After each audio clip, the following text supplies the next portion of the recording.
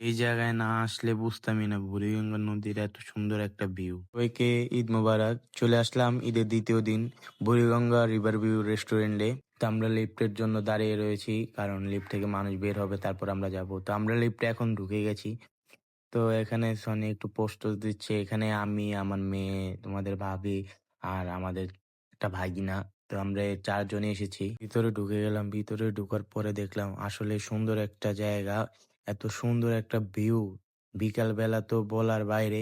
বিকালের ভিউটা অসাধারণ। বুড়িগঙ্গার পাড়ে এরকম একটা রেস্টুরেন্ট আসলেই একটা সুন্দর, যেমন ভিতরে তাদের পরিবেশটা সুন্দর। ঢুকে আমরা একটু ঘোরাঘুরি করছি, ছবি তুলবো, ঘোরাফেরা করছি কোন জায়গায় ছবি তুললে বেস্ট আসবে, কারণ এত মানুষ এখানে যা বলার বাইরে। সবাই ছবি তুলতেছে, ভিডিও করতেছে।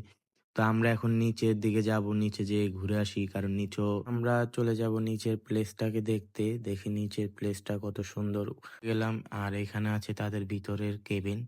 আর এখানে বুফ সিস্টেমও রয়েছে, আপনারা চাইলে বুফও আসতে পারেন।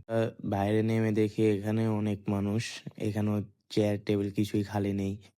তো এখানেও ছবি তোলার জন্য আসছিলাম, কিন্তু আফসোস ছবি তোলার জন্য কোনো প্লেস পাইতাছি না, কারণ সব জায়গায় মানুষ দাঁড়িয়ে রয়েছে।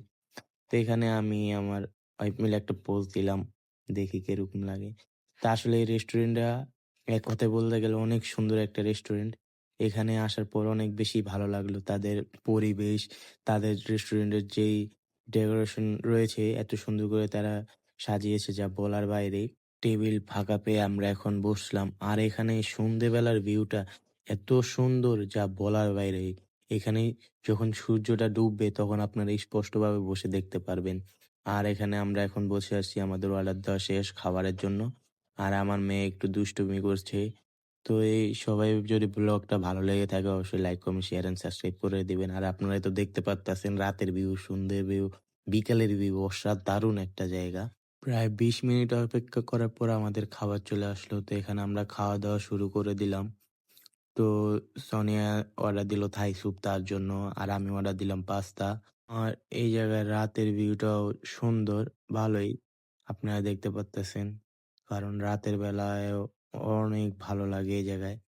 আর দিনের বেলায় কিন্তু এখানে ঢুকা যায় না। আসলে আপনারা একটা জিনিস আমার ভালো লাগলো, এই জায়গায় অনেকেই আসছে, এসে চলে যায়। ছবি-টবি তুলে চলে যায়। কারণ এখানে ঢুকতে কোনো এন্ট্রি ফি লাগে না, কিছুই লাগে না। আপনারা মন চাইলে ঢুকতে পারবেন, আবার মন চাইলেই চলে যেতে পারবেন। কোনো অসুবিধা নেই। খাবারের দরকার নেই এখানে।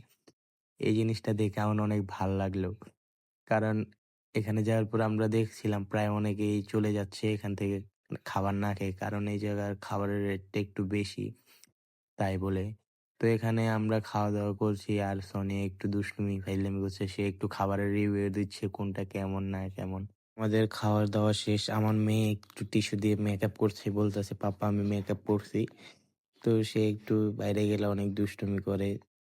আর এখানে সোনিয়াকে বলছে, "আর কিছু খাবা নাকি?" তো এখন আমরা বিল-টিল পেড করা শেষ এখানে আমাদের। তো এখন আমরা বের হয়ে যাব। তো আজকের ব্লগটা এই পর্যন্তই।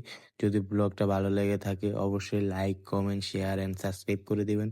আর আমাদের জন্য দোয়া করবেন। তো আল্লাহ হাফেজ, সবাই ভালো থাকবেন।